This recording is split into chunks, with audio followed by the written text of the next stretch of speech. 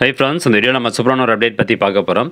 அதாவது வரப்போகிற 2024 to 25 நிதியாண்டிற்கான பட்ஜெட் வந்து அமைச்சர் திரு தங்கம் தென்னரசு தமிழக சட்டப்பேரவையில் இன்று தாக்கல் செஞ்சுட்டு வராரு.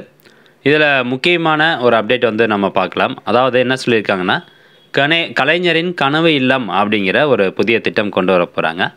இந்த திட்டத்தினுடைய நோக்கமே 2030க்குள்ளார குடிசையில்லா தமிழ்நாடு கொண்டு வரணும், உருவாக்கணும் அப்படிங்கிற நோக்கத்தோடு தான் இந்த திட்டம் வந்து கொண்டு வராங்க. திட்டத்தினுடைய பெயர் பார்த்திங்கன்னா கலைஞரின் கனவு இல்லம். ஸோ இதில் மெயின் அப்ஜெக்டிவ் என்னென்னு பார்த்தீங்கன்னா, அடுத்து வரப்போகிற 6 வருஷத்தில் 8 லட்சம் காங்கிரீட் வீடுகள் கட்டித்தரப்படுவதாக சொல்லியிருக்கிறாங்க. இதில் குறிப்பாக 2024 to 25 வரப்போகிற நிதியாண்டில் பார்த்திங்கன்னா 1 லட்சம் காங்கிரீட் வீடுகள் கட்டித்தரப்படுவதாக இந்த பட்ஜெட்டில் தாக்கல் பண்ணியிருக்காரு. ஒரு வீட்டினுடைய மதிப்பீடு வந்து எவ்வளோ சொல்கிறாங்கன்னா 3.5 லட்சம் ரூபாய், 3.5 லட்சம் ரூபாய் சொல்லியிருக்காங்க ஒரு வீட்டினுடைய மதிப்பீடு. ஸோ மொத்தமாக இந்த 8 லட்சம் காங்கிரீட் வீடுகள் கட்டுவதற்கு பார்த்தீங்கன்னா 3500 கோடி ரூபாய் இதற்காக நிதி ஒதுக்கீடு பண்ணியிருக்காங்க 2024 to 25 நிதியாண்டிற்கான பட்ஜெட்டில். ஸோ இந்த திட்டத்தினுடைய பெயர் வந்து கலைஞரின் கனவு இல்லம்.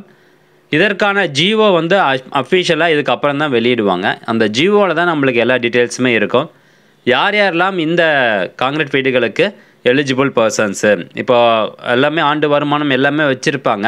ஸோ அது எல்லாமே இப்போ அந்த அரசாணையில் தான் குறிப்பிடுவாங்க. இதில் வந்து எதுவுமே குறிப்பிட கிடையாது, பட்ஜெட்டில் எதுவுமே குறிப்பிடல.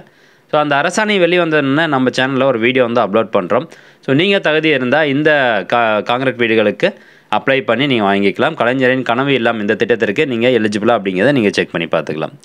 ஓகே, அடுத்தபடியாக பார்த்தீங்கன்னா இன்னொரு அப்டேட்டு, 5000 ஏரிகள் குளங்கள் வந்து புனரமைப்பு பணிகள் தொடங்க போவதாக சொல்லியிருக்காங்க. இதற்காக 500 கோடி ரூபாய் நிதி ஒதுக்கீடு பண்ணியிருக்கிறாங்க. ஸோ குறிப்பாக இந்த பட்ஜெட்டில் வந்து முக்கியமான அப்டேட் என்ன அப்படின்னு பார்த்தீங்கன்னா, அந்த கலைஞரின் கனவு இல்லம் தான் 2 நாளுக்கு பிறகு கொண்டு வந்திருக்காங்க. ஸோ 2030க்குள்ளார குடிசையில்லா தமிழ்நாடு உருவாக்க போகிறாங்க. மொத்தமாக 8 லட்சம் காங்கிரீட் வீடுகள்.